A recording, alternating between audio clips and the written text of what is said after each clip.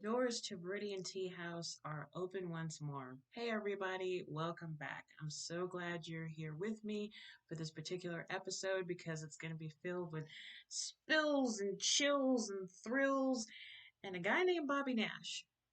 Who is that, you might wonder? Well, I met Bobby several years ago through the con circuit, and he was still is a really cool dude. He's written a number of books. He is very active in the sci-fi fantasy community. He's won a bajillion awards. That is bajillion, right, Bobby? And one of the coolest things is that he and I share a love of a particular shark at a particular island called Amity. He and I are really big Jaws fans, but actually, I think he's the bigger fan than me because he actually has the Funko Pop dolls, which I need to get one of these days. But overall, Bobby Nash is one of the coolest people you'll ever meet, and he's one hell of a writer.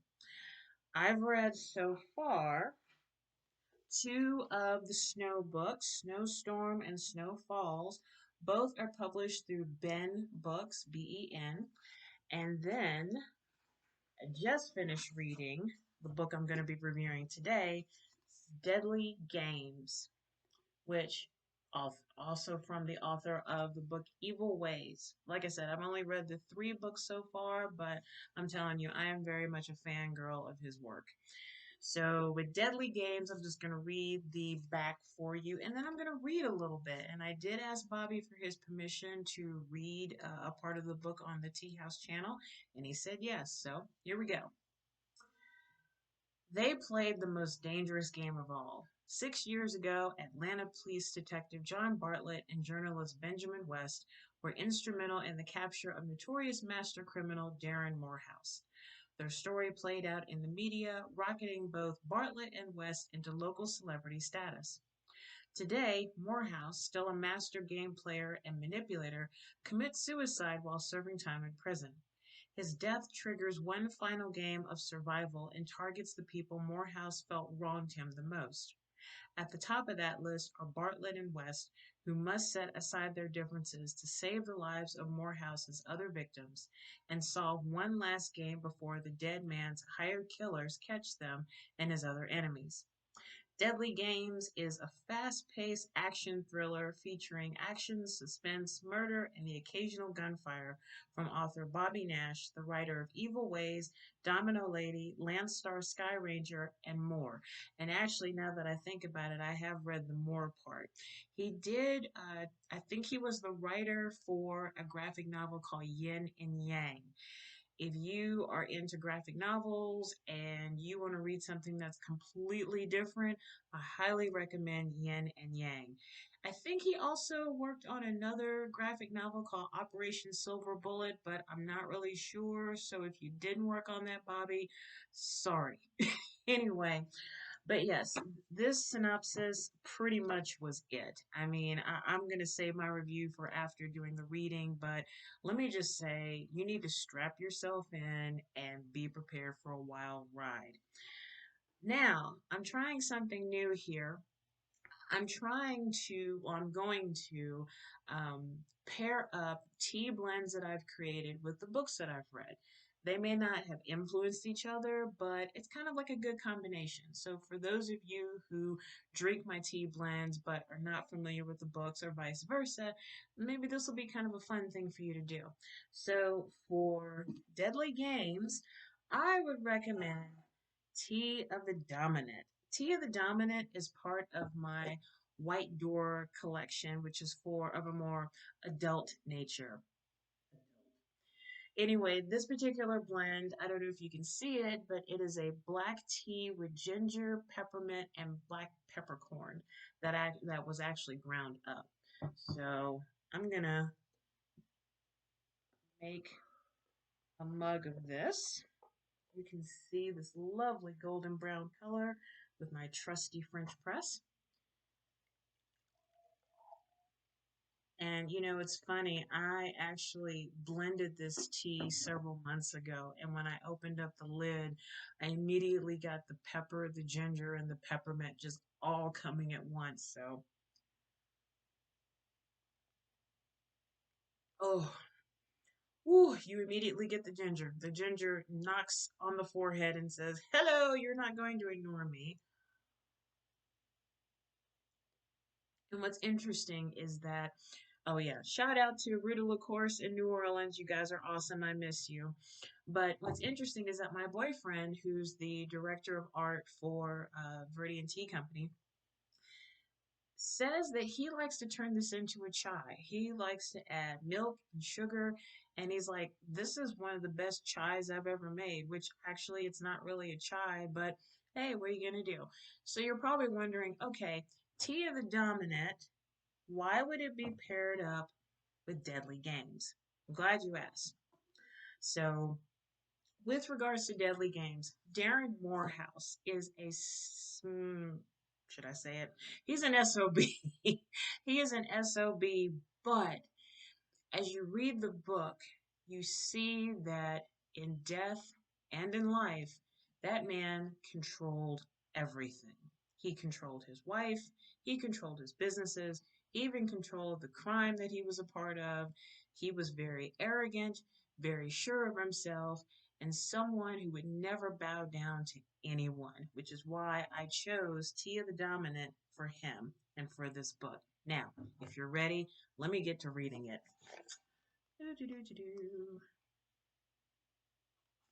Okay.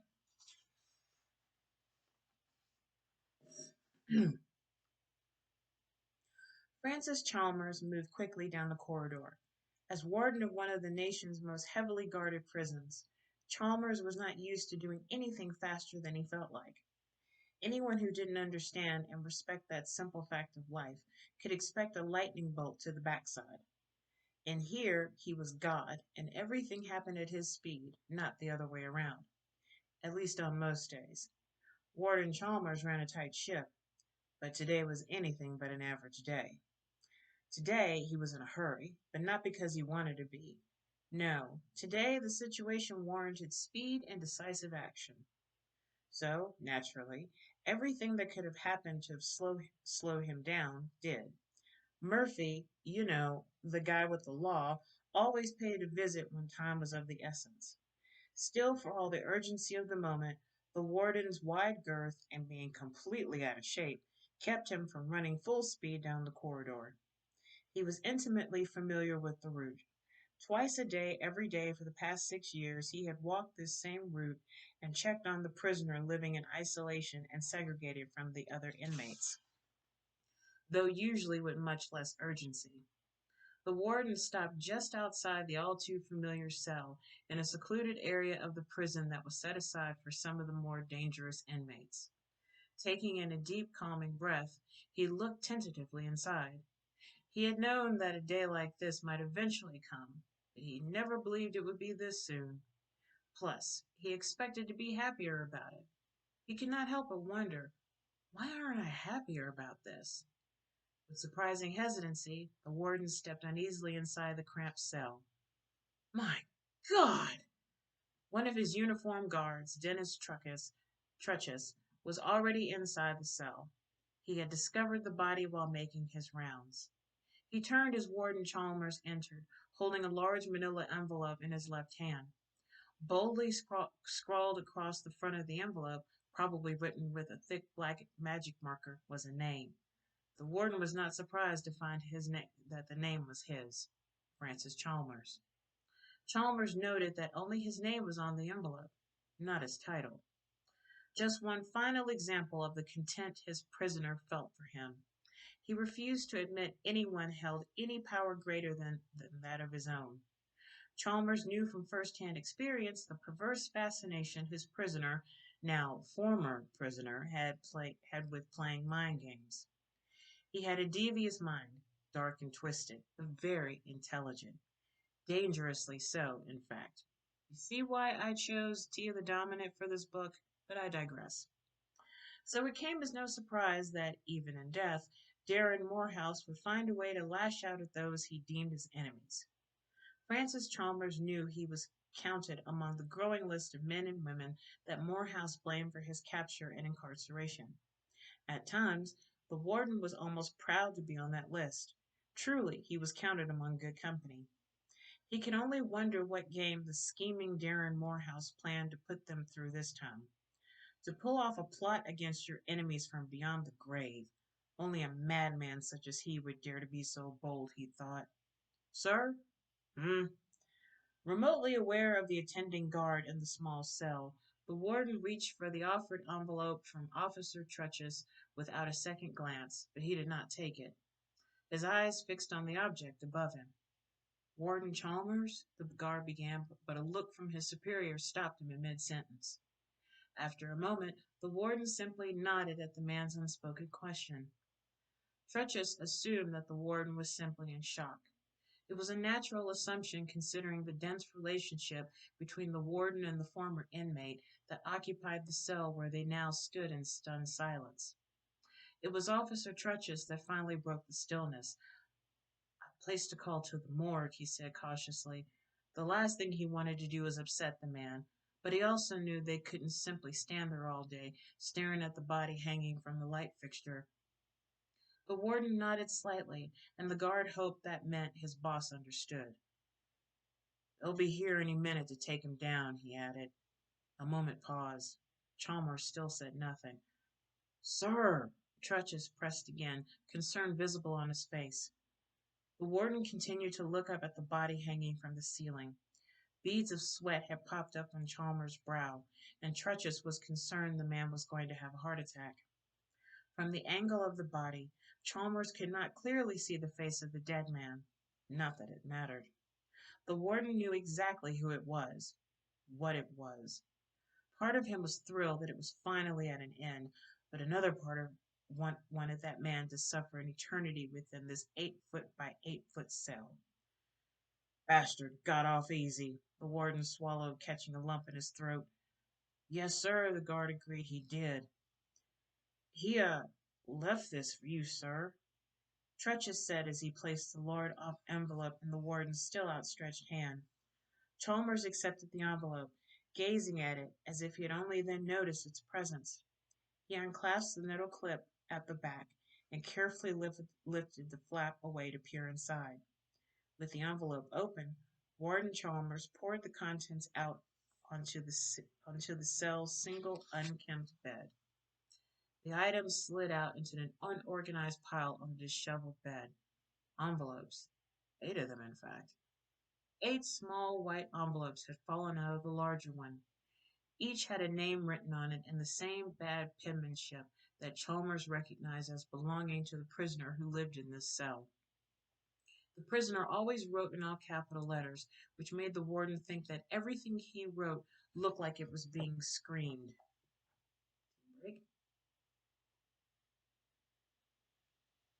Ooh, that ginger feels good on my throat.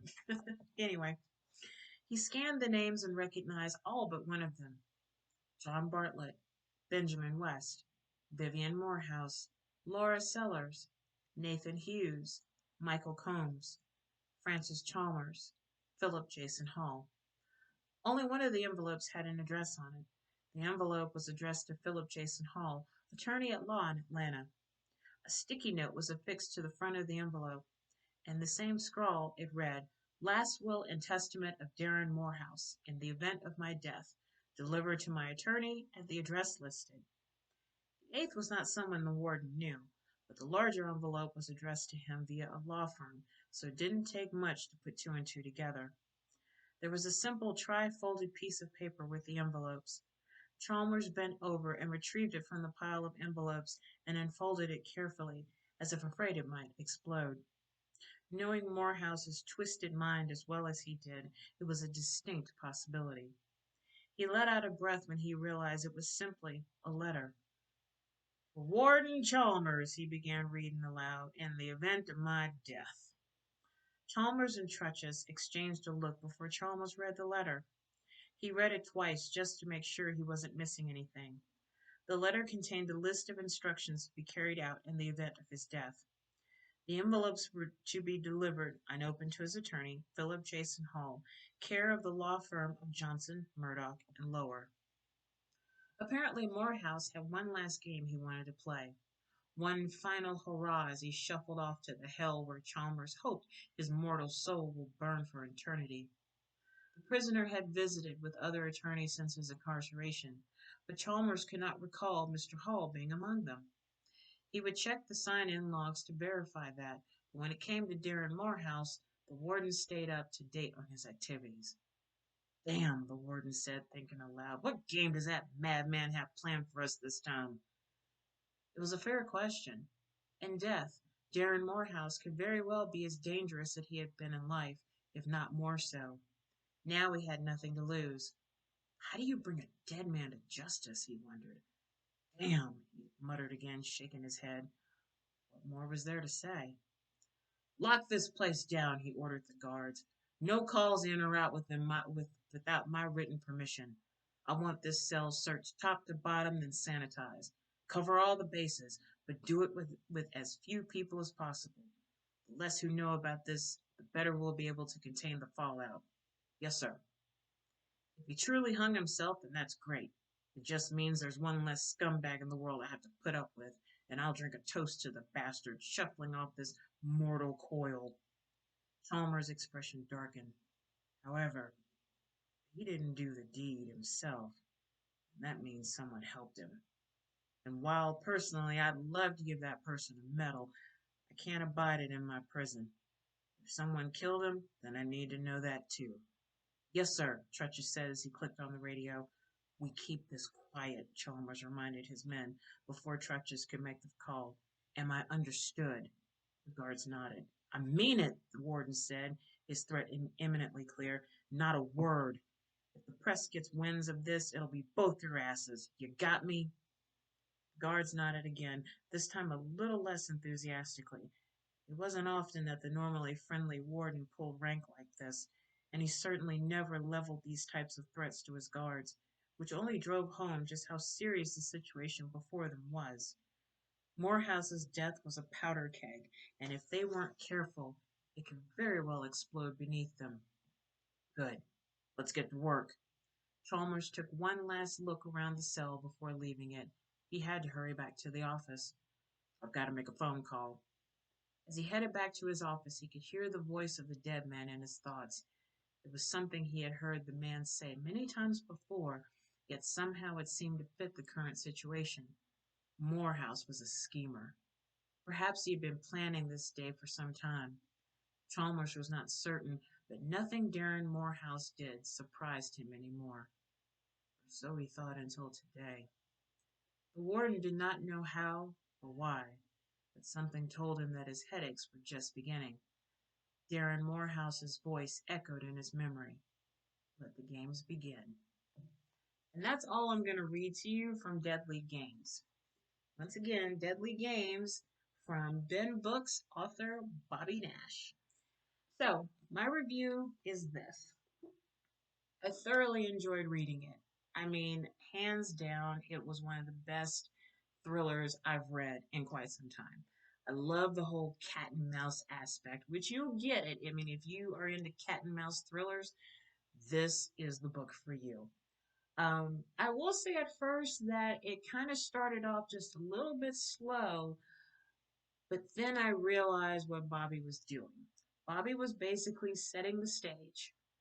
And then once you got to a certain point, then you strapped yourself in and the roller coaster ride began. Or actually, I should say, the roller coaster begins when you start reading this book. You have this slow ascent, and you're just kind of like, okay, I'm enjoying the view, getting to know the different characters. Okay, okay, okay. And then all of a sudden you go, and then before you know it, you can't get off your ride. You've lost your popcorn. Everything's flying all over the place. The only problem that I have with this book was that in reading it, there were several hiccups. And if you purchase the book or if you've already read it, you might know what I'm talking about. I don't want to give it away, but there are some hiccups. But other than that, thoroughly enjoyed the book. It kept me guessing until the very end. And even the last scene or the last chapter, so to speak, I read it twice just to make sure that I read it correctly. However, Bobby, if you're watching this, I do have several questions to ask you. So I'm probably going to send you a message and maybe you'll answer them. I hope so. So I'm starting a new rating system for the books that I review in the Tea House. So even though I enjoyed the story and I enjoyed the characters and I enjoyed being with them and catching my breath and with the hiccups in the book, I'm going to rate this book 4 cups of tea. Woo! Woo. Not a perfect 5, but 4 is pretty darn good.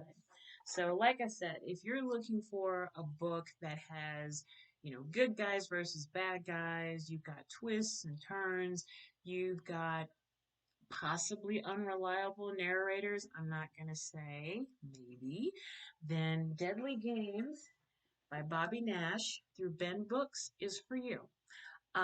If you watch this video, I'm going to put all of his information on the page so you can go to the different websites to order this book or other books by Mr. Nash. So, but once again, thank you so much, Bobby. This was an incredible read, and if you do decide to do another book with some of the characters, hook me up. I'm ready for that. I'm ready to read the next one. So, but once again, Deadly Games gets 4 cups of tea review. Woo! So, another tea of the dominant. Ooh, that is so spicy. And actually, the further down in the tea that I get close to the bottom, the more the ginger pulls back a little bit. It's still there, and the peppercorns come in. And the peppermint just kind of weaves between the ginger and the peppercorn.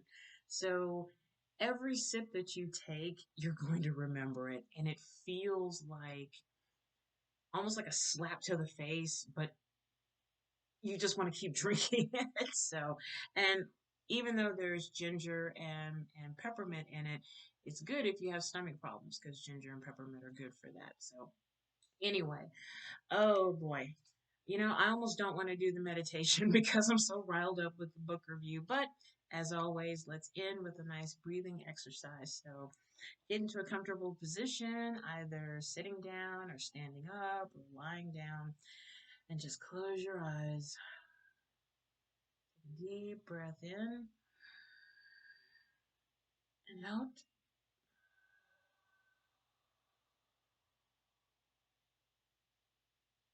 Another breath in and out.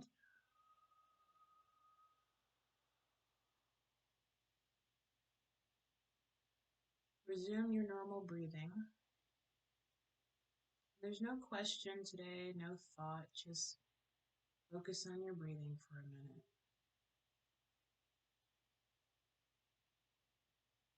Allow your shoulders to drop,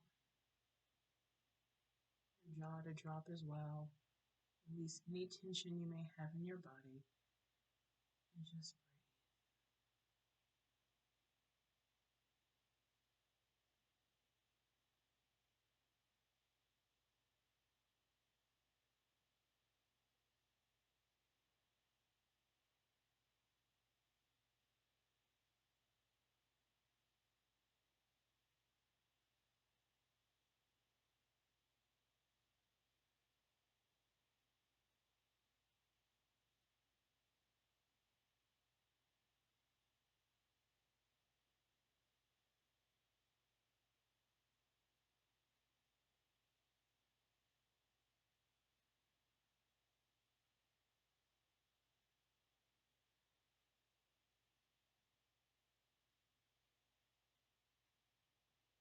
All right. So as we wrap up this breathing exercise, take a deep breath in and out.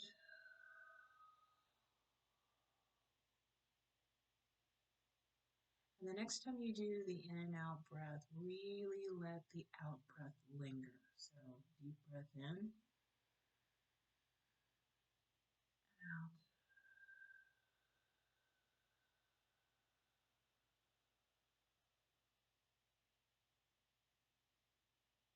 Slowly open your eyes. And now we're back in the tea house. So thank you once more for watching this video. I truly do appreciate it. I will have another book review and my teacup review coming very soon.